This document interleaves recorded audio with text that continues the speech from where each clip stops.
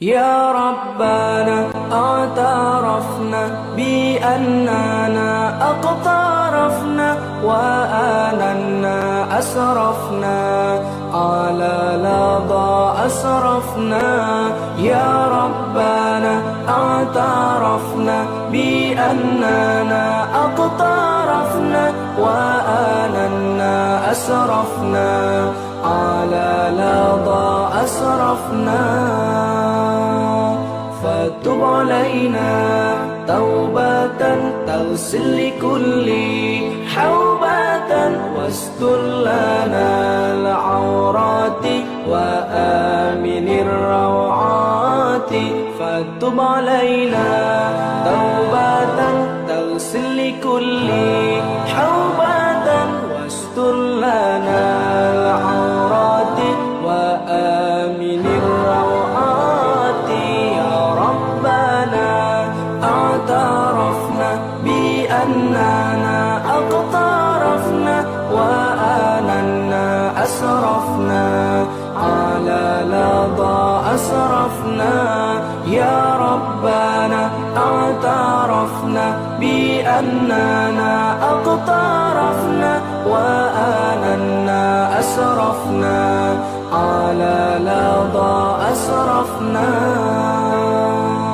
واغفر لوالدينا ربي ومولودينا والآل والإخوان وسائر الخلان. واغفر لوالدينا ربي ومولودينا والآل والإخوان وسائر الخلان. يا رب من الشيطان الرجيم. بسم الله الرحمن الرحيم. ومن آياته أن خلقكم من تراب ثم إذا أنتم بشر تنتشرون. ومن آياته أن خلق لكم من أنفسكم أزواجا لتسكنوا إليها وجعل بينكم مودة ورحمة إن في ذلك لآيات لقوم يتفكرون. ومن آياته خلق السماوات والأرض واختلاف ألسنتكم وألوانكم إن في ذلك لآيات للعالمين. ومن آياته منامكم بالليل والنهار وابتغاؤكم من فضله إن في ذلك لآيات لقوم يسمعون. ومن آياته يريكم البرق خوفا وطمعا وينزل من السماء ماء فيحيي به الأرض بعد موتها إن في ذلك لآيات لقوم يعقلون. ومن آياته أن تقوم السماء والأرض بأمره ثم إذا دعاكم دعوة من الأرض إذا أنتم تخرجون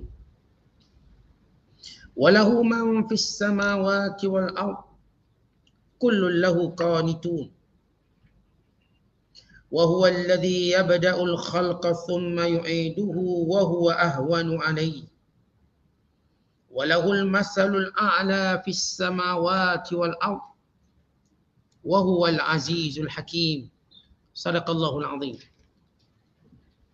Dan di antara tanda-tanda yang membuktikan kekuasaannya, menghidupkan kamu semula, bahawa ia menciptakan kamu dari tanah. Setelah sempurna sahaja peringkat-peringkat kejadian kamu menjadi manusia yang hidup bertebaran di muka bumi. Dan di antara tanda-tanda yang membuktikan kekuasaannya dan rahmatnya, ia menciptakan untuk kamu, wahai kaum lelaki, isteri-isteri dari jenis kamu sendiri, supaya kamu bersenang hati dan hidup mesra dengannya. Dan dijadikannya di antara kamu suami isteri, perasaan kasih sayang dan belas kasihan. Sesungguhnya demikian itu mengandungi keterangan-keterangan yang menimbulkan kesedaran bagi orang-orang yang berfikir. Dan di antara tanda-tanda yang membuktikan kekuasaannya dan kebijaksanaannya ialah kejadian langit dan bumi dan perbezaan bahasa kamu dan warna kulit kamu. Sesungguhnya demikian itu mengandungi keterangan-keterangan bagi orang yang berpengetahuan. Dan di antara tanda-tanda yang membuktikan kemurahannya dan kasih sayangnya ialah tidurnya kamu pada waktu malam dan pada waktu siang hari. Dan usaha kamu mencari rezeki dari limpah kurnianya pada kedua-dua waktu itu. Sesungguhnya keadaan yang demikian mengandungi keterangan-keterangan bagi orang-orang yang mahu mendengar nasihat pengajaran.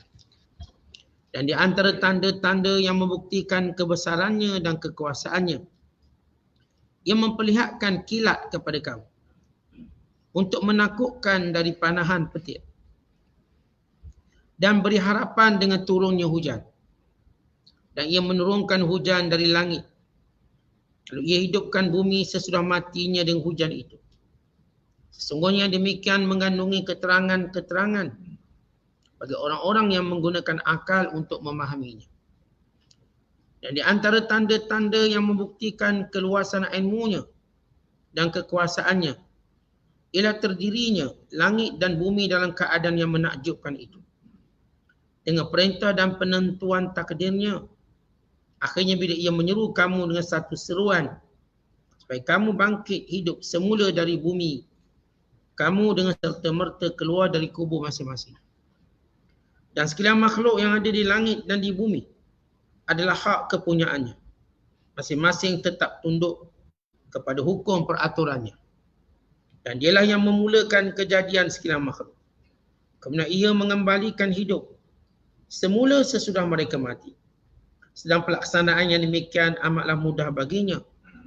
Dan baginya jua sifat yang tertinggi di langit dan di bumi.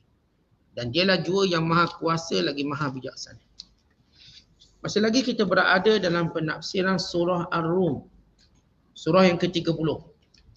Pada juzuk yang ke-21 bermula ayat 20 sehinggalah ayat 27.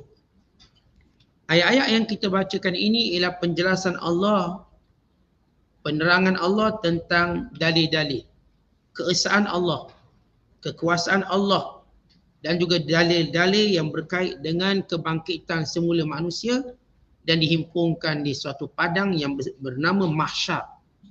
Mahsyar berarti tempat dihimpunkan manusia. Kalau sebelum ini kita dah baca ayat yang menyuruh kita untuk bertasbih kepada Allah, memuji Allah Subhanahu wa taala. Itu fasubhana hina tumsuna wa hina tusbihun. Walahul hamdu fis samawati wal ard. Itu ayat yang ke-19, ayat yang ke-17 dan ke-18 dalam memuji Allah.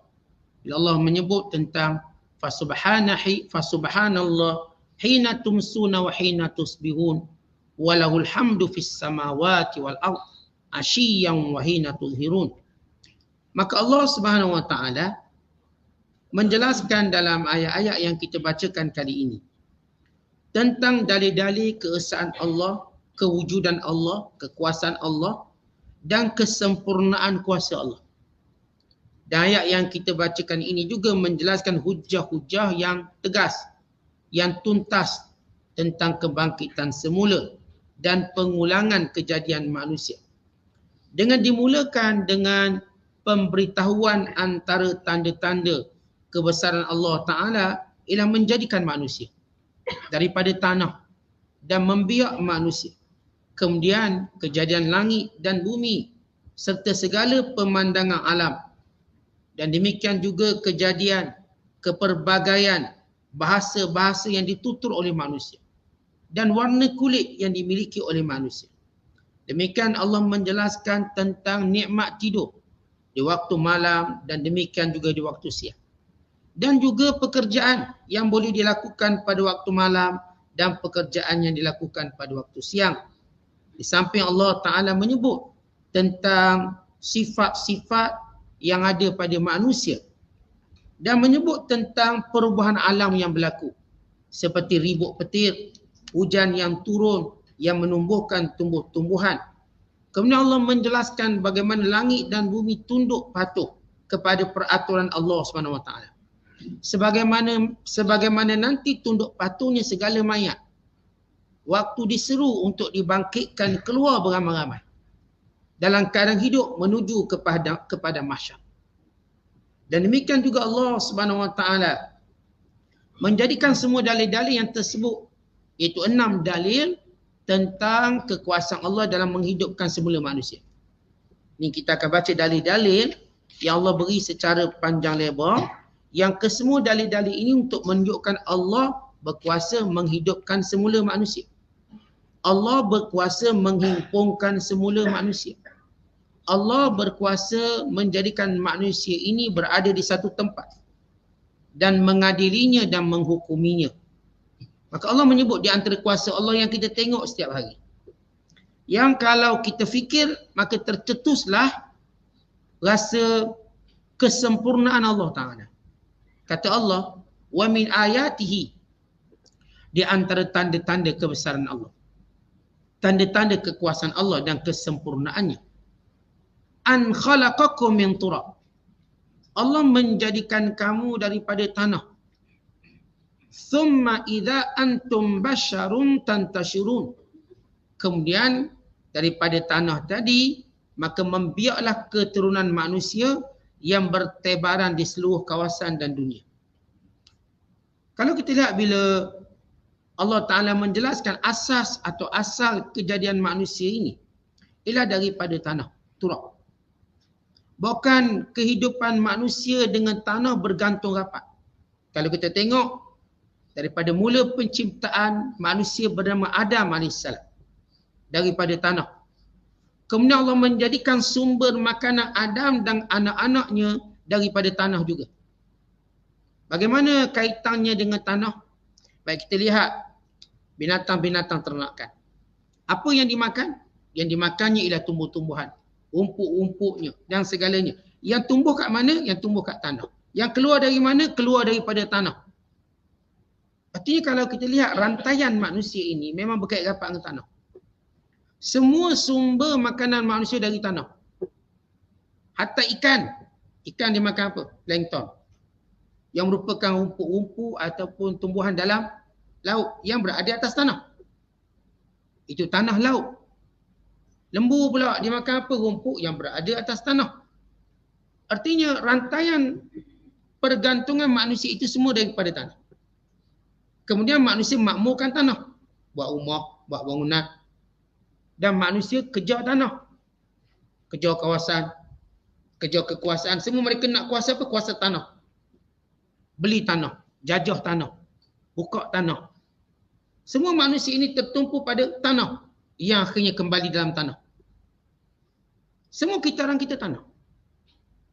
Bahkan kita akan melihat kulit kita ini. Lalu kita padukan pada tanah. Ia menyerupai tanah. Bila kita makin tua, makin jelas kelihatan kulit-kulit kita dan daging-daging kita seperti tanah. Yang dah tak layak mereka kembali dalam tanah. Jadi kita asal dari tanah, Adam AS. Kemudian daripada keturunannya membiak melalui air mani. Tetapi pergantungan manusia pada tanah dan kehidupannya atas tanah, suatu benda yang tak boleh dipisahkan. Saya kata kita akan buat rumah atas tanah, kita akan cari tanah, semua tanah. Dan kita tanam pokok atas tanah. Dan rumput dan kambing, lembu, ternakan makan benda yang daripada tanah. Atau ikan juga makan haiwan-haiwan atau makan sumber-sumber makanannya daripada tanah, daripada laut. Semua kita pada tanah. Dan tanah ini bila Allah Ta'ala menyebut tentang unsur terpenting kejadian manusia. Walaupun kalau kita melihat bila Allah SWT dalam banyak ayat Allah cerita tentang kejadian manusia mestinya daripada tanah, kemudian Allah Ta'ala sebut air. Ini air mani. Tanah, kemudian air mani. Dan Allah Ta'ala juga menyebut dalam ayat-ayat yang lain bagaimana tanah ini ada sumber di dalamnya api dan bagaimana ada sumber di dalamnya angin. Iaitu gabungan elemen manusia daripada tanah, air, angin dan juga api. Ini dinaskan dalam Al-Quran tentang sifat yang ada pada manusia. Tetapi Kenapa kalau kita baca ayat-ayat Al-Quran disebut tentang tanah dan air? Dia lebih banyak. Disebut juga tentang api. Bila Allah sebut min hama'im masnun, daripada tanah yang dibakar. Bila Allah menyebut banyak perkataan tanah, asal dari tanah. Bahkan Nabi juga menyebut begitu, kullukum min Adam wa Adam min turab. Kamu unsur daripada Adam, Adam daripada tanah. Kerana unsur terpenting manusia itu ialah tanah dan air. Kemudian pula dalam api dan angin. Menyempurnakan. Dan tanah yang diciptakan manusia ini daripada pelbagai tanah. Allah perintahkan malaikat ambil pelbagai tanah-tanah atas muka bumi ini untuk diciptakan manusia. Supaya apa? Supaya bersesuaian dengan cuaca-cuacanya.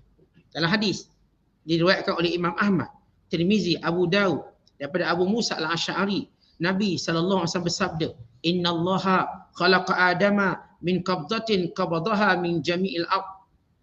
Faja'a banu Adama ala qadil ard. Ja'a minhum al-abyad wal-ahmad wal-aswad wa baina dhalik wal-khabis wal-tayyib wal-sahl wal-hazn wa baina dhalik. Kata Nabi SAW, Allah Ta'ala menciptakan Adam daripada setiap genggaman-genggaman tanah di seluruh dunia. Semua genggaman tanah seluruh dunia. Maka datanglah keturunan anak Adam itu mengikut jenis tanahnya. Ada yang sifatnya putih, merah, hitam. Ada yang bersifat busuk, ada yang bersifat baik. Ada yang bersifat datar, landai, mudah, senang. Ada yang bersifat susah. Maka ini elemen kejadian manusia. Ada manusia sifatnya kasar.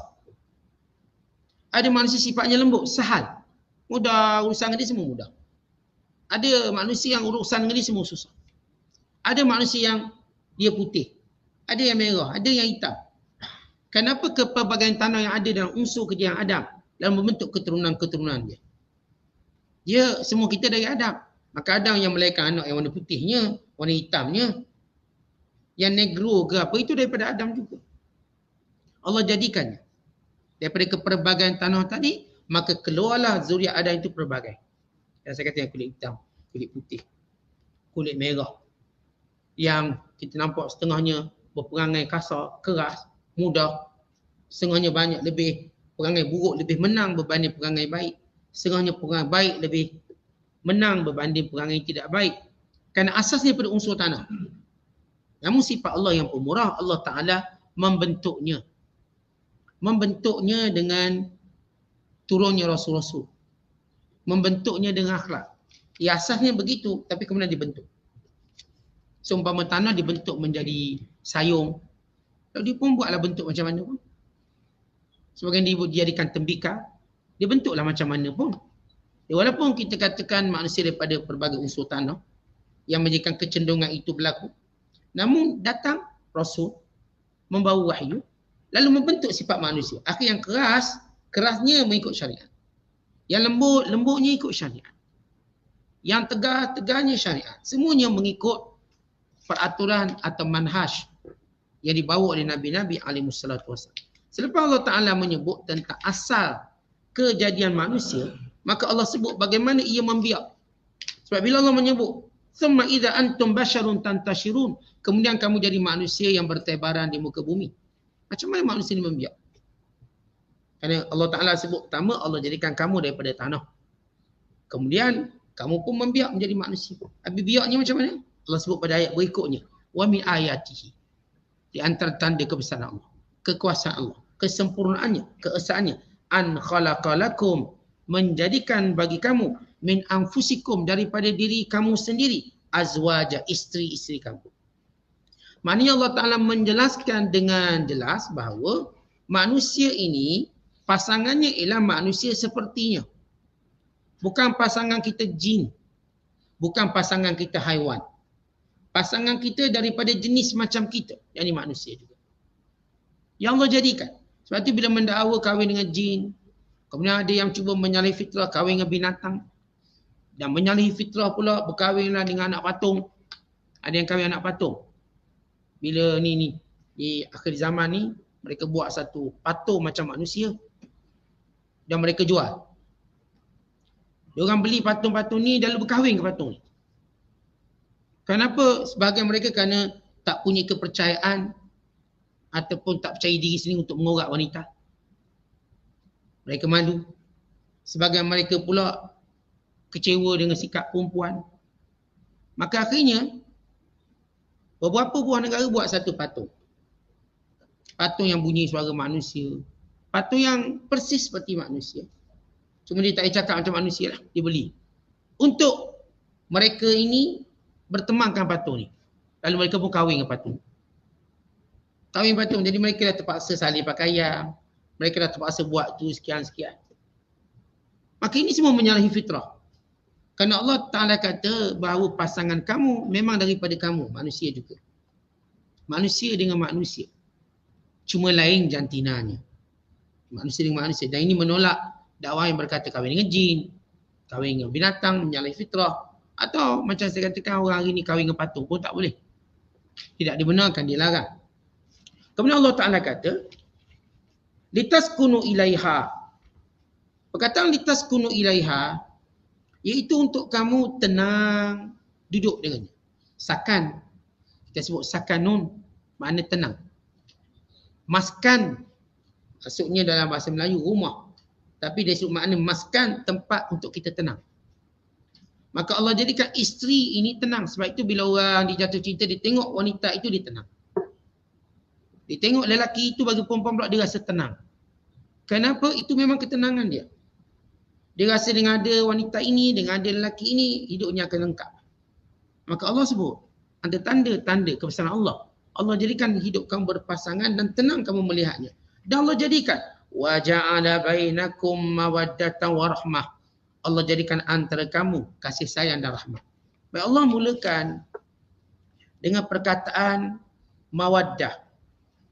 Bila sebut perkataan mawaddah, maksudnya cinta. Maksudnya ialah sayang. Manakala perkataan rahmah pula, maksudnya ialah simpati. Pada permulaan kahwin, maka sifat mawaddah tu kuat. Ini pada permulaan manusia kahwin, memang dia cerita cinta je lah. Cinta, bulan madu. Maka semua itu menjadi kebiasaan dia. Tapi lama kelamaan, bagaimana hebat pun cinta, dia akan menurun. Cinta ni oleh hebat macam mana menurun. Jangan ceritalah Laila Majnun ke. Jangan ceritalah cara siapa pun yang bercinta atas dunia ni, dia sifatnya akan jatuh. Kerana Allah tidak menjadikan melainkan cinta pada Allah dia menaik. Cinta pada makhluk sifatnya dia akan menurun. Walau kita cuba nak kuatkan, tak, dia akan menurun. Maka ada satu lagi sifat yang dia akan jaga rasa cinta, simpati, rahmat. Dengan melihat anak-anak, dengan melihat jasa, dengan melihat sumbangan, dengan melihat pengorbanan. Akhirnya si suami tengok isteri yang tua bersamanya, yang berbakti bersamanya, sama-sama membesar anak. Di situ datang rahmat. Untuk dia terus pelihara isteri dia. Sama juga isteri melihat suaminya yang penat mencari nafkah, yang sama-sama membesar anak, yang berkorban pada kehidupannya, untuk dia terus menjaga cintanya dengan sifat rahmat dia. Sebab itu manusia bila dia ada bergabung sifat cinta dan rahmat, rumah tangganya kekal. Jadi sifat cinta yang menjumpakan permulaan manusia bila berkenalan, bila bertemu, bila berjumpa, dan sifat rahmat bila melihat pengorbanan, jasa-jasa, dan juga panjangnya usia perkahwinan, datang sifat rahmat. Nampak macam gaduh tapi kesian mak kamu. Ni dia lah besarkan kamu. Kesian bapak kamu ni. Walaupun bapak kamu ni makin lama macam makin tak guna, tapi dialah yang cari nafkah anak-anak, besarkan, hantar kamu universiti. Sifat ingat jasa tadi menyebabkan ia masih lagi satu ikatan. Satu ikatan yang kuat. Bila ada seorang wanita mengadu pada Nabi SAW, dia kata cinta tak ada dah, tapi kesian. Suami saya ni Ustaz, suami saya ni Rasulullah tua, nyakit banyak. Saya kesian ke dia? Bukan sayang, kesian. Tak ada orang nak cakna, boleh tak saya cakna juga dia? Waktu Rasulullah suruh wanita ini pulau suami, dia kata tak pergi perang. Tak pergi perang Tabuk. Lelaki ni dikatakan maksudnya taklah tua sangat, tapi dia taklah sekuat orang lain. Nyakit ada. Saya nak jaga dia je. Lalu Rasulullah mengizinkannya. Kan itu sifat rahmat yang ada. Sebab itu bila seorang isteri suaminya sakit atau sebaliknya, kerana rahmat tadilah mereka jaga kesian. Siapa lagi nak jaga mak kamu kalau bukan bapak? Siapa lagi nak jaga bapak kalau bukan mak? Atas kesian simpati. Maka ini fitrah yang Allah buat. Daripada kasih sayang namanya mawaddah kepada rahmah. Sebab itu dalam rumah tangga mesti dua ni ada. Dia setakat mawaddah je dia akan berhenti. Dia mesti ada mawaddah dan rahmat. Yang saya katakan setiap perkahwinan itu menunjukkan bukti-bukti pengorbanan kedua belah pihak. Si isteri akan nampak pengorbanan suami. Maka dia akan bersabar dengan beberapa kekurangan suami. Si suami akan bersabar dengan isteri dan dia menerima beberapa kekurangan isteri. Kerana pengorbanan yang datang daripada sifat rahmat. Kemudian kata Allah, demikian manusia membiak, dijadikan bagi mereka, di kalangan mereka itu yang menjadi jodoh mereka dan diciptakan sifat sayang dan rahmat. Inna fi dzalika laayatin liqaumin yatafakkarun. Ini semua tanda-tanda kebesaran Allah bagi kaum yang berfikir. Bagaimana Allah jadikan sistem tawalud atau pembiakan manusia hanya berlangsung melalui perkahwinan, tidak lain. Tidak yang lain. Perkahwinan lelaki dan perempuan. Suatu bila golongan LGBT, golongan homoseks, lesbian, apa yang mereka lakukan ialah memandulkan masyarakat mereka. Meningkirat ataupun kita katakan memutuskan zuriat keturunan mereka dengan homoseksual. Homoseks memutuskan zuriat. Kita katakan menghilangkan zuriat manusia. Inkirat, pupus. Bahasa mudah. Al-inkirat. Inkiradun nasal. Dia jadi pupus keturunan manusia. Kerana satu-satu cara manusia membiak ialah dengan cara tawalud, beranak. Dan Allah tak beri beranak ni pada semua melainkan pada wanita. Sebab itu dalam definisi lelaki dan perempuan. Dan hari ni orang dah transform. Mereka buat transgender. Lalu mereka tanya pakar-pakar, apa definisi perempuan? Sebab yang transgender ni daripada lelaki, dia dah berupa perempuan, dia ada apa yang ada pada perempuan. Maka jawab satu, dia boleh beranak. Dia dah buat sama ni, rambut sama ikan mayang. Muka sama putih. Dia punya ramping sama ramping. Semua sama, lelaki perempuan ni. Sampai kita pun tak kerti nak beza. Mana satu asli ni? Dulu barang Taiwan, barang Jepun boleh beza. Ni tak boleh. Dia cuba keaslian dia tadi. Dan setengahnya nampak yang transgender lawa lagi. Dia jadi macam kelabu mata. That syaitan. Sebagaimana Allah sebut dalam Quran. وَزَيَّنَ لَهُمُ الشَّيْطَانُ أَعْمَالَهُمْ. Syaitan menampakkan benda tu cantik. Akhirnya mereka cenderung ke arah tu. Cenderung ke arah tu. Lalu mereka buat pertandingan ni transgender. Lawa pada Miss Universe lagi. Lalu mereka tanya profesor ini. Dalam memberi definisi. Sebab mereka nak hak ini diiktiraf. Maka jawab saya mudah gini. Perempuan tu boleh beranak. Full stop. Transgender buatlah macam mana pun Allah tak bagi dia beranak. Jadi kalau lelaki tu jadi perempuan. Dengan ubah semua benda. Dia cuba masukkan rahim sekali katakan. Katakan dia buat dengan teknologi. Dia tak boleh buat. Kerana Allah menjadikan tawalud. Yang ini penyebaran manusia hanya melalui perkahwinan lelaki perempuan. Dan ini Allah jaga sampai hari kiamat. Allah akan jaga. Biarlah bagaimana hebat teknologi manusia. Dia kata ustaz ada lelaki yang beranak. Tak, kerana dia asal perempuan. Dia jadi lelaki. Asal dia perempuan. Dia heboh satu ketika. Seorang yang ada visa di janggut mengandung. Becek dia punya asal dia ialah memang perempuan. Ya, dia ada rahim, dia perempuan. Jadi, walaupun manusia cuba rosakkan dan minta pengiktirafan dan mereka cuba cari negara-negara Islam untuk menjadikan negara Islam ini mengiktiraf. Yang terbaru ialah Qatar. Wartawan pakat tanya soalan, kenapa di sini LGBT tak ada iktiraf, kenapa mereka dipenjara, kenapa mereka ditangkap sekian-sekian. Maka jawab dia punya bahagian berkenaan. Kami tak pernah penjara mereka. Tapi bila mereka buat di hadapan kami penjara. Bukan kami dengar dia LGBT tu kami tangkap. Tak. Kalau mereka buat benda tu dalam public, nak khalayak ramai, kerana merosakkan identiti, maka kami tangkap. Dia macam kita tengok pencuri, kita tak tangkap. Kalau pencuri tu mencuri, kita tangkap. Takkanlah sebab dia mencuri, kita pun tangkap dia. Tak ada sebab. Bila dia mencuri, kita tangkap. Orang yang memang terkenal belas orang. Takkan kita jumpa dia terus tangkap. Tunggu dia belas orang, kita tangkap. Sama juga yang LGBT. Dan mereka cuba promosikan warna pelangi ni. Masuk kat stadium. Wartawan pun pakai. Cara mereka nak promoting benda ni, nak beri penekanan. Tapi Masya Allah, Allah jadikan negara Qatar ni walaupun kecil. Qatar ni kecil je negara dia. Tapi mereka ini ada, dikatakan, mauqif yang tegas. Tetap Menggunakan pelbagai cara untuk tidak membenarkan. Sehingga tekanan di kuat ni dianggap Piala Dunia paling tak meriah kata mereka. Tak pernah lagi Piala Dunia tak semeriah ini. Mereka condemn menyebabkan Presiden Qatar, Amir Qatar, kumpul semua menteri untuk membincangkan kritik-kritikan mereka. Namun mereka pegang pada dasar Islam. Ini kehebatan negara Islam. Sebab apa? Tentang bila buat kota, satu benda yang mengubah cara fikir orang kafir ialah orang Islam kaya. Orang Islam kaya yang mereka tengok selama ni orang Islam negara perang, sentiasa ke buluh, sentiasa tak ada makan. Bila mereka ke sana mereka tengok lain. Akhirnya mereka dapati sebahagian besar pelaburan di London, di England daripada negara Qatar. Mereka beli kompleks Olimpik di England, kepunyaan Qatar. Bangunan tertinggi di England, kepunyaan Qatar. Pelaburan semua Qatar. Akhirnya mereka tak boleh nak condemn banyak-banyak. Takut tarik pelaburan habis. Itu buka persepsi ataupun kita katakan berjaya untuk merobohkan sebahagian daripada stigma yang rosak. Negara Islam ni berperang, negara Islam miskin, dunia ketiga, semua yang mereka tengok hebat. Kaya. Ini rahmat. Sebab itu Islam ni kita selalu sebut, dia agama Allah. Walau apa pun usaha untuk menurunkan agama Allah, dia tak akan berlaku. Islam tetap naik dan naik dan naik. Terus kemasukan Islam itu begitu pantas. Bukan diakui sendiri oleh PBB, agama paling pantas.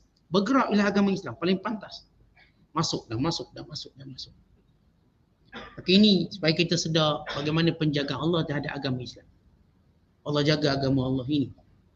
Supaya kita merasa bertuah kerana Allah berikan hidayah dengan agama ini. Kemudian kata Allah Ta'ala, wa min ayatihi, dan di antara tanda kebesaran Allah, khalqus samawati wal ardh, Allah jadikan langit dan bumi, wa ikhtilafu alsinatikum, Allah jadikan lidah kamu berbeza, yakni bahasa kamu, wa alwanikum, dan kulit-kulit kamu juga berbeza, inna fi dzalika la ayatil lil alimin, orang alim dapat melihat itu tanda kebesaran Allah. Tuan-tuan, kita ni asal daripada keturunan sama, Adam. Kita genetik sama Adam. Tapi bagaimana lahir bahasa yang pelbagai? Siapa yang boleh jawab satu soalan, bagaimana manusia bertutur bahasa yang berlainan?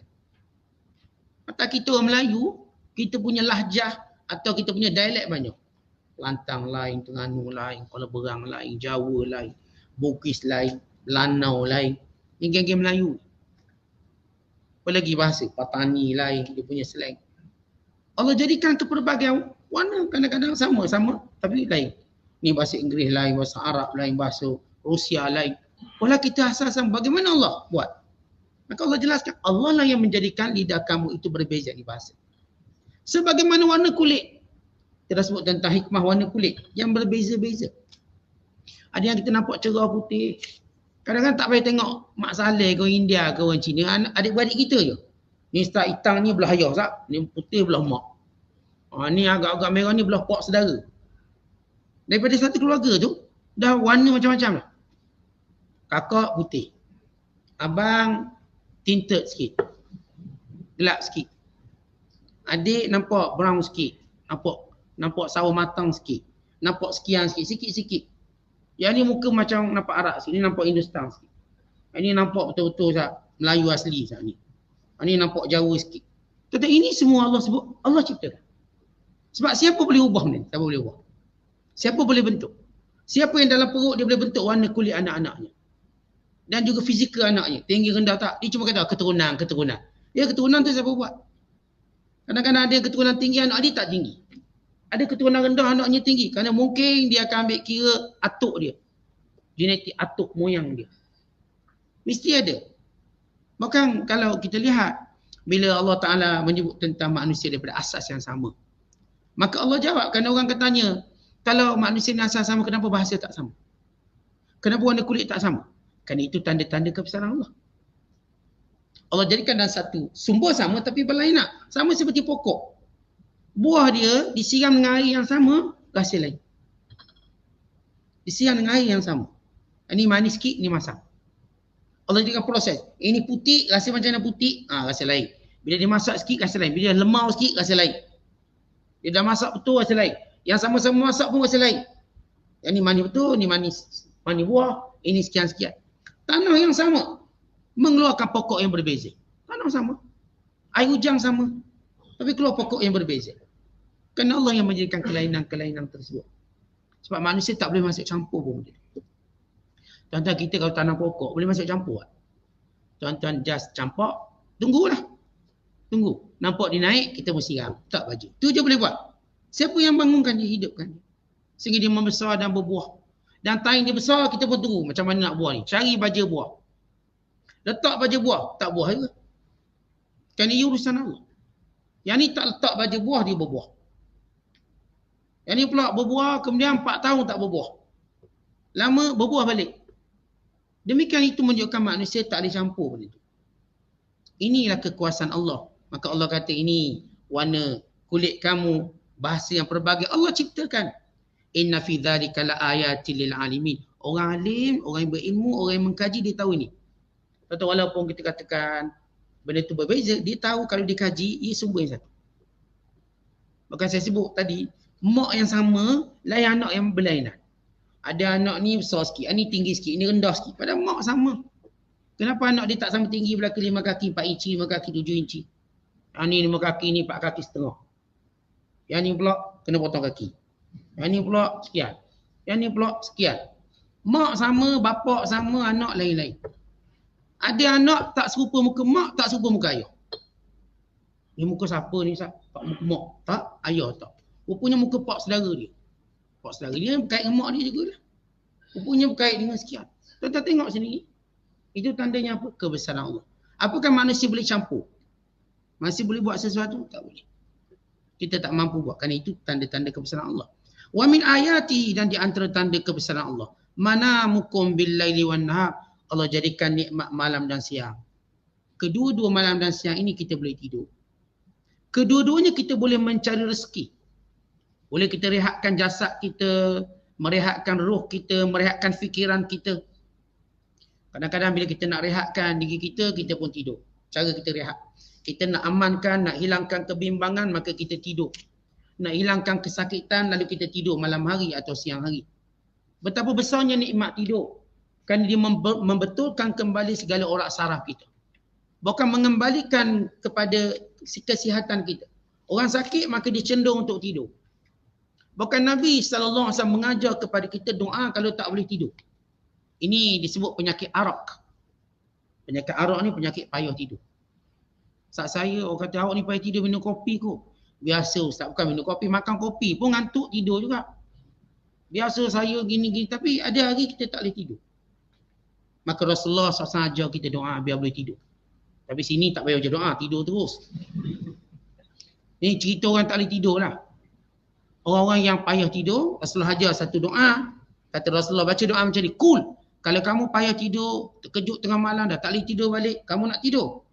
Katakan, doakan. Allahumma gharatin nujum. Wa hada'atil uyun. Wa anta hayyun qayyum. Ya hayyu ya qayyum. Anim aini wa ahdi laili. Anim aini wa ahdi laili. Maksudnya, ya Allah, bintang-bintang sudah pun tenggelam. Mata-mata semua sudah tidur. Sedangkan engkau sentiasa hidup dan berdiri dengan sendirinya. Wahai Tuhan yang maha hidup, lagi maha berdiri dengan sendirinya. Tidurkan mataku, tenangkan malamku. Doanya, anim aini wa ahdi laili. Tidurkan mataku, tenangkan malamku. Sebab kalau kita tahu penyakit arak ini, itu penyakit payah tidur, biasanya kerana gangguan. Dia berlaku gangguan payah nak tidur, bila kita tak tidur, darah pun naik. Bila kita tak boleh tidur, akhirnya demam esok hari. Maka Rasulullah ajar doa tidur. Kali ini di antara nikmat ataupun kekuasaan Allah menjadikan nikmat tidur. Jadi bila kita tak boleh tidur, minta dengan Allah. Kerana Allah yang menidurkan kita. Kadang-kadang kita buat segala persiapan nak tidur pun tak boleh tidur. Dengan buka ekornya, dengan selimut, dengan bantal, dengan tilap. Memang bersedia tidur dengan gelap. Tiba duk golek kanan, golek kiri. Dah subuh tak boleh tidur lagi. Maka Allah Ta'ala menjadikan nikmat tidur ini supaya kita kenang balik akan kekuasaan Allah. Sebab itu kalau kita tak dapat tidur, minta dengan Allah. Sebab Allah ciptakan tidur. Sebab itu kata Allah Ta'ala di antara Tanda-tanda kebesaran Allah, kamu dapat tidur malam hari dan juga siang hari. Wa batira'ukum min fadli, dan kamu dapat cari rezeki malam atau siang. Ini dalil boleh kerja malam. Dan ini dalil boleh tidur siang. Kalau badan kita perlu untuk rehat. Lepas tu setengah ulama kata kita kalau ngantuk tidurlah bila nak tidur. Ada kata tidur pasal tak elok Ustaz. Nanti gila, nanti ikhtal aqluhu. Pertama dia tak ada dalil yang menyatakan. Atau kata kau tidur petang nanti jadi bodoh dan sebagainya. Dah habis dah mengaji universiti, tidurlah tak ada bodoh dah. Dia bodoh masa mengaji universiti, masa periksa tu. Dah tua-tua ni bodoh pun tak apa. Maksud tak ada periksa dah lah. Kan orang kita ukur bodoh tu periksa. Lain pada periksa kita tak nampaklah bodoh. Lain daripada peperiksaan. Jadi kata minum air semut ni jadi bodoh. Dah tak mengaji, dah tak belajar, minum je lah. Memang dah tak cerdik dah, maksud tak ada periksa lah. Kepala ikan nanti makan kepala ikan pun jadi bodoh juga. Dah habis belajar, makan kepala ikan. Artinya ada, ini riwayat-riwayat Melayu lah. Oh, tidur lepas asar sekejap. Dia sebenarnya asas tidur ni kalau kita ngantuk tidur. Tu tuan-tuan dan kuliah tidur, saya tak marah, tidur je lah. Ngantuk. Cakap apa, tidur lah. Dan itu yang boleh merehatkan badan kita. So, Alhamdulillah kat sini je Ustaz segar. Balik rumah memang tak payah tidur. Ada seorang hamba Allah tu, dia kat rumah tak payah tidur. Tapi kalau naik kereta dia tidur. Akhirnya dia terpaksa suruh anak dia bawa dia duduk kereta untuk dia tidur. Sebab dia kalau naik kereta dia mesti tidur. Dia balik rumah tak boleh tidur. Dia nak dia buat larang 3-4 jam untuk dia tidur dalam kereta. Macam tuan-tuan tu kalau tak payah tidur datang dia kuliah. Setengah orang lah. Yang tidur 2-3 orang je. Setengah. Agak payah. Sehingga ada orang cerita lawak. Mungkin betul, mungkin lawak. Kisah ni sahabat-sahabat tabligh kita dibagi bayar dekat England, kat taman. Ada seorang masalah dia pergi dengar, dia tidur masalah ni. Bila dia tidur, dia bangun letak ajaib. Saya dah lama tak tidur, saya duduk mandi boleh tidur. Dia masuk Islam sebab boleh tidur. Kalau datang Malaysia lagi ramai masuk Islam. Dengar khutbah semua tidur. Jadi ini di antara kalau kita sebut bab tidur tadi, siapa pun ngantuk tidur. Dia tak ada satu waktu yang tak boleh. Cuma kadang-kala tertakut terlepas waktu solat. Misalnya maghrib dan isyak. Tidur maghrib, dekat maghrib tu takut terlepas waktu. Kedua-duanya, maghrib dan isyak. Asasnya jangan sampai kita terlepas solat. Allah ma'ilah mereka ngantuk sangat, ngantuk. Oh, memang tak boleh buat apa ni. Kita pukul 2-3 pagi ngantuk. Kita tahu ni ngantuk ni kalau tidur memang tak bangun subuh. Tapi kalau kita tahan pun memang tak boleh solat. Maka tidur. Dia benarkan kita tidur. Sebab kita di luar. Atau kata Nabi SAW, bila ada Rasulullah cerita tentang sahabat-sahabat yang qiyam. Nabi kata, "Idza na'isa ahadukum falyanam." Kalau kamu mengantuk tengah-tengah solat, maka kamu tidur. Tidur. Orang tanya pula apa hukum saat tidur dalam solat? Apakah batal solat? Kalau dalam solat kita tidur tapi tak berlaku perubahan pergerakan, tak batal. Contoh tuan-tuan duduk antara dua sujud tertidur. Atau tengah sujud tu tertidur. Tak ada tuan-tuan sampai tergolek. Macam itu, itu memang sehingga berlaku perubahan gerakan. Kalau masih dalam solat, rokok tu tidur, iktidal tu tidur, tapi dalam keadaan solat, dia tak batal. Tengok tahiyat, orang dah beri salam, tuan-tuan tidur sampai subuh esok, tahiyat. Daripada isyak. Kita pun tak kacau, takut dia baca doa sebab waktu mustajab doa. Tahu-tahu subuh, Assalamualaikum. Walaupun tak ada, saya bagi contoh.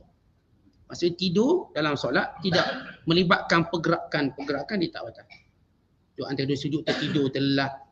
Kadang-kadang dah termimpi dah, tak batal.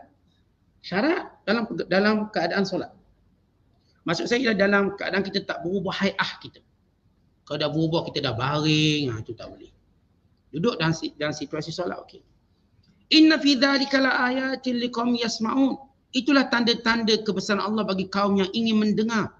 Maksud yang ingin mendengar tentang kebesaran Allah, yang ingin mendengar tentang tanda-tanda kekuasaan Allah, yang ingin mendengar dengan mengambil pengajaran dan iktibar. Sebab di antara alat untuk kita dapat hidayah telinga. Kita dengar orang cakap tu, dengar orang cakap ni.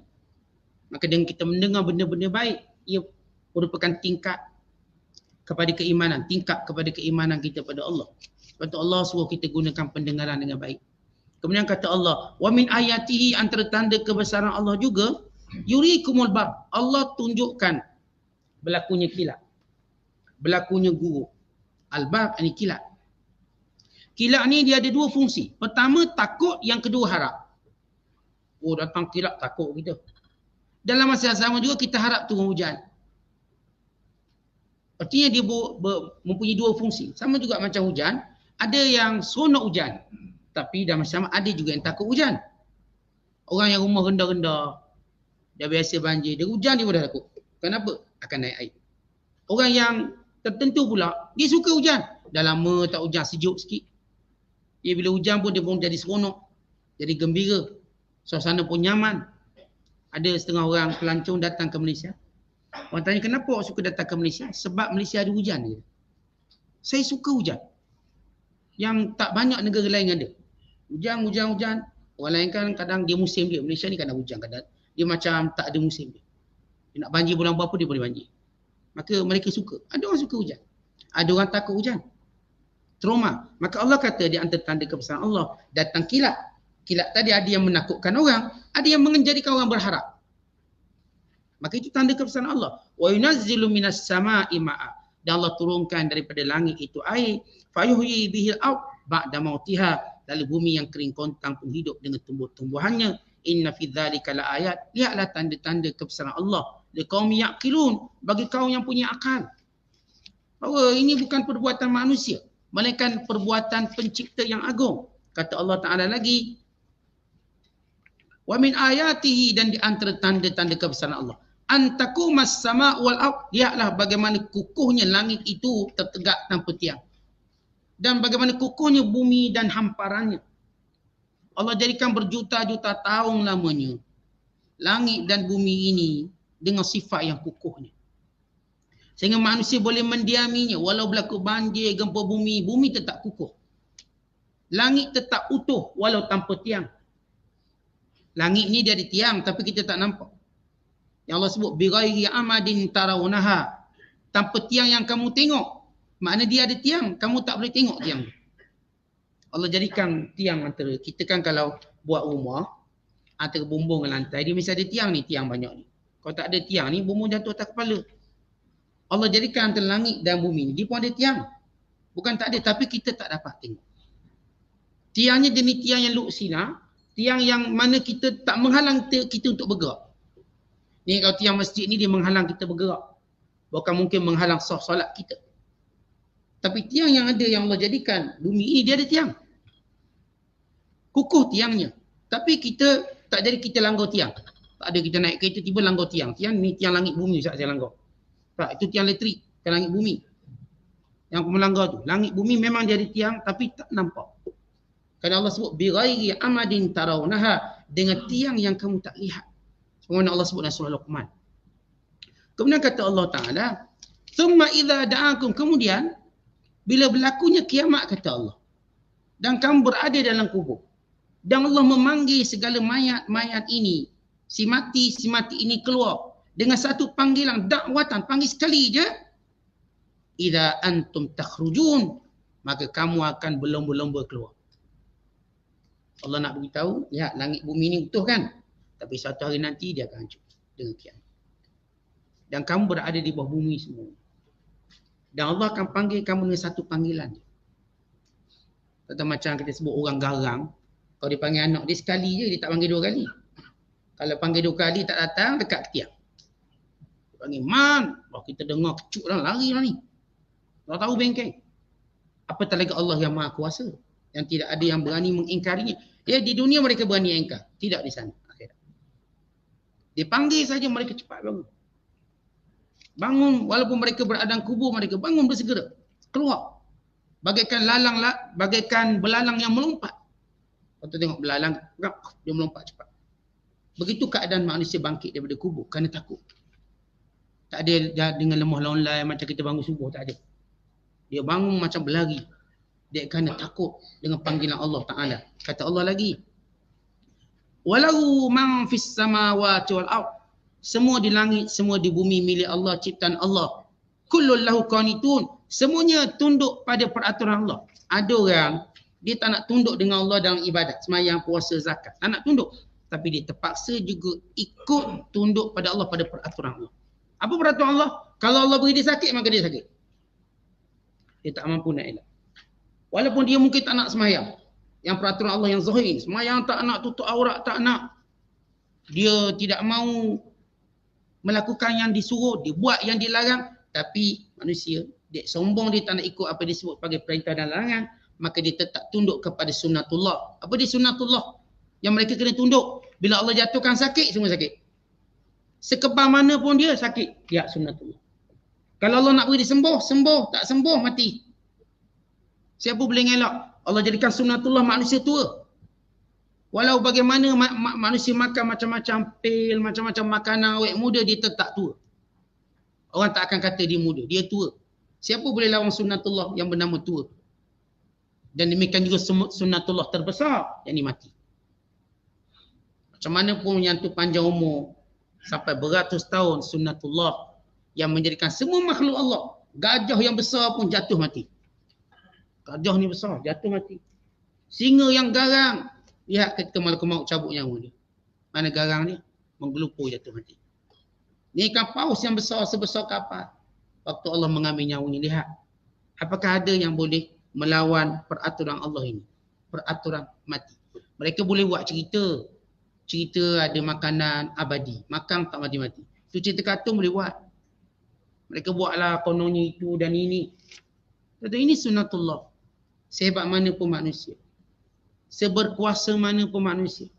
Tidak ada seorang pun yang boleh mengelakkan kematian. Sebab itu kata Allah, kullul lahu qanitun. Semua tunduk pada peraturan Allah. Time sakit, semua tunduk pada peraturan Allah. Time mati, semua tunduk pada peraturan Allah. Time tua, semua tunduk pada peraturan Allah. Walau kamu tak nak ikut peraturan Allah yang berupa sembahyang, puasa, haram itu dan halal ini. Tapi kamu terpaksa tunduk pada peraturan Allah yang Allah jadikan ini. Termasuk binatang. Kemudian kata Allah, wa huwallazi, dan dia Allah, yabda'ul khalq, yang memulakan penciptaan, thumma yu'iduhu, kemudian Allah mengembalikan ciptaan tadi, wa huwa ahwanu alai, ia jauh lebih mudah. Maksud jauh lebih mudah secara analogi, ia mudah. Sebab Allah ciptakan kita daripada tak ada sampel. Kemudian kita mati, tinggalkan sampelnya, tinggalkan bahan binaannya berupa tulang belulang, macam kita sebut semalam. Maka asas kaedahnya, secara analogi, ia lebih mudah. Sebab yang masa jadikan manusia kosong, zero, tak ada apa. Lalu jadi kita. Kita jadi. Dulu mana ada kita tulang-tulang ni, mana ada. Dia cuma air mani. Lalu membiak. Lalu membentuk segumpal darah, segumpal daging, dipakaikan tulang. Dan tulang itu sifatnya lembut. Sebab itu mudah keluar. Kalau tulang keras, habis mak kita mati, arwah belaka. Sifatnya lembut. Maka dia keluar. Maka tulang ini mula mengeras dengan susu ibu. Makin kuat sehingga dia mampu bergerak, berjalan. Bila budak boleh berjalan, maknanya tulangnya sudah keras. Sebab itu dia mampu berjalan. Sebab dia minum susu, dia tahu susu itu kalsium. Dia beri kekuatan pada tulang. Tapi nanti kita bila makin tua, makin kurang kalsium. Maka tulang kita makin rapuh. Tulang kita makin rapuh. Kadang-kadang sampai peringkat kita jalan pun boleh patah kaki. Jatuh sikit, dia patah kaki. Kerana kita makin rapuh. Sehinggalah kita akan mati. Maka kata Allah SWT, menghidupkan kamu semula, jauh lebih senang berbanding menciptakan kamu pada kali pertama. Bukan maksud senang susah pada nisbah kuasa Allah. Pada analogi kita. Macam kita sebut qada lah. Qada dan qadar itu semuanya di sisi Allah baik. Tapi di sisi kita ada baik dan tak baik. Pada ilmu kita. Oleh kerana ilmu kita ini qasirun, dangkal. Allah perintahkan kita terima qada dan qadar. Tentang banyak mana ketentuan Allah yang kita tak suka, kesudahannya baik. Banyak mana. Dan banyak mana pula qada ketentuan Allah yang kita suka, kemudian tak baik untuk kita. Tapi di sisi Allah semua baik. Sama juga dalam bab senang dan susah. Bukan maksud ada benda yang Allah susah buat. Ini dalil dia. Bukan. Semua benda di sisi Allah tu senang. Tapi secara analogi kita ni, cuba fikir. Kalau Allah ciptakan kita daripada tak ada apa-apa. Kemudian kita pun mati, tinggal tulang belulang tadi. Lalu adakan balik. Itu kan lebih senang. Sebab dah ada. Dia macam kita buat rumah lah tuan-tuan. Dia rumah ni dah ada plan. Senang je kita rejah lebih kurang. Tapi rumah daripada zero tu susah. Nak minta plan. Kena lukis plan. Kena naik turun. Rumah kalau dah ada tapak dia senang kita buat je. Tak minta plan. Sebab rumah tu dah ada plan je. Kita bangun balik. Perlu ke jumpa bandar untuk minta? Tak perlu. Tapi kalau tanah zero, mesti minta pelan. Okey, pelan dulu sekian banyak dia kena datang siasat. Kalau saya kata rumah tu dia dah ada cuma buruk roboh, kita bangunkan balik tak payah pelan. Kita buat macam asal je, tak ada masalah. Selama kita tak buat penambahan baru. Ni rumah mak kita dah roboh. Tapi tapak dia memang kita tahu ada tapak dia. Kita bina balik macam dulu. Kita tak boleh minta pelan sebab memang dah pelan lama dulu. Tapi saya katakan tanah daripada zero kosong, ini lagi susah. Dia manusia ni, bila dia dah mati, dah ada di tulang belulang ni. Jauh lebih senang daripada dulu langsung tak ada. Artinya membangkitkan semula manusia sesudah mati jauh lebih senang. Kalau kamu fikir. Tapi saya dah sebut dia bukan di sisi ilmu Allah. Di sisi analogi kita. Sebab kita yang kata senang susah ni. Soalan ni senang, soalan ni susah. Ada orang cakap dia pula tak, semua senang. Masalah ni besar, masalah ni kecil bagi setengah orang. Ada setengah tak, ni masalah ni semuanya kecil. Ya awak ni tak ada masalah besar, tak ada.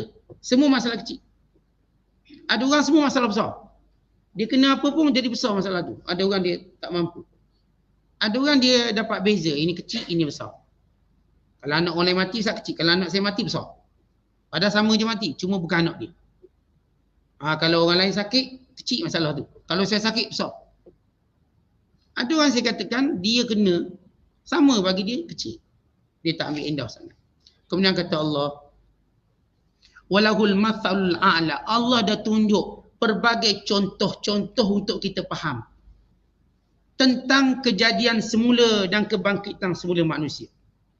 Contoh dah banyak, cukup. Contoh Allah berkuasa itu cukup. Allah berkuasa. Kadang bila kita tengok seorang yang dah kaya, terbukti dia kaya, kita yakin dia mampu beli semua benda sebab dia kaya. Sebab dia dah beli rumah besar ni, dia dah beli tanah banyak ni, takkan dia tak boleh beli yang ni. Dan kita tahu berapa harga dia. Yang ni harganya katakan 1 juta. Dia ni dah ada kapal layar 20 juta, dia ada kereta sekian 20 juta, private jet. Takkanlah kita kata dia tak mampu beli yang ni. Dia tak mampu, itu lain. Tak berapa harga tu. Itu harga 1 juta, dia beli yacht dia tu 20 juta. Private jet dia 100 juta. Rumah dia 60 juta. Dia beli mall pula 100 juta. Takkan dia tak boleh beli ni 2 juta? Mantiknya mana mantik? Allah buat ni, buat tu, buat ni, buat tu. Takkan Allah tak boleh hidupkan sebalik manusia? Mana mantik, mana logik kamu? Maka sebab itu Allah sebut dalam ayat ni kekuasaan. Supaya jelas pada kita Allah berkuasa menghidupkan manusia. Kerana Allah yang jadikan malam dan siang. Menjadikan langit dan bumi. Menjadikan sekian-sekian. Susunan sekian-sekian. Tiba-tiba kamu kata Allah tak mampu menghidupkan manusia. Kata Allah walahul mathalul a'la. Allah dah tunjuk contoh-contoh yang banyak. Fis samawati wal ardh, di langit maupun di bumi. Wa huwal aziz. Dan Allah itu maha perkasa. Al-Hakim, maha bijaksana. Kenapa Allah boleh hidupkan kita balik manusia? Untuk dipertanggungjawab, dipersoalkan kerana Allah itu kuat. Dan kenapa? Kerana Allah itu bijak. Bila berkumpul sifat kuat dan bijak, dia boleh buat apa saja. Kalau seorang tu bijak, tapi tak kuat, dia tak boleh buat. Seorang pula kuat, tapi tak bijak, dia pun tak akan buat tindakan tu. Tapi berkumpul sifat bijak dan kuat. Karena itu saya kata bila Allah nak beri seorang tu kekuasaan di dunia, Allah beri dia sifat ni. Kuat dan bijak. Nabi-Nabi SAW, Allah beri 2 sifat ni. Mereka kuat, mereka bijak. Nabi Muhammad SAW, baginda kuat dan baginda bijak. Walaupun kita lihat perang pertama yang Rasulullah sertai pada usia Nabi 54 tahun. 54 tahun kalau orang kita gauk lah, darah tinggi lah. Rasulullah perang Badar umur 54 tahun. Rasulullah dalam perang Tabuk, usia Rasulullah dah mencecah hampir 62 tahun. 60 boleh perang, boleh jadi jeneral. Kita dah pencing lah. Tak larat, Rasulullah pimpin. Umur 60-an, angkat pedang, pakai baju besi, gagah. Naik bukit. Dalam perang Uhud, Rasulullah naik bukit lagi tinggi. So musuh tak boleh kejar. Walau ketika itu Rasulullah umur 55 tahun. Panjat bukit. Kita 25 tahun dah habis gas lah. Nak beritahu Allah bila nak beri kekuasaan, Allah akan beri sifat kuat. Dan Allah beri sifat bijak. Dengan itu dia akan melakukan dakwah. Dan sama bila Allah nak angkat seseorang, Allah akan beri dia sifat ni. Dia kuat, dia bijak. Cuma digunakan arah mana itu terserah pada dia. Kalau diguna bijak dia untuk menjaga agama Allah, maka banyaklah, besarlah pahala. Diguna kuat dia untuk jaga agama Allah, maka bersalah pahala. Tapi kalau dia kena gunakan kuat dan bijak dia untuk mencari keuntungan sementara di dunia, maka setakat itulah dia dapat. Tak lebih pada itu. Kemudian dia akan mati. Kemudian dihisap dengan setiap perbuatannya. Wallahu a'lam bishawab. Assalamualaikum.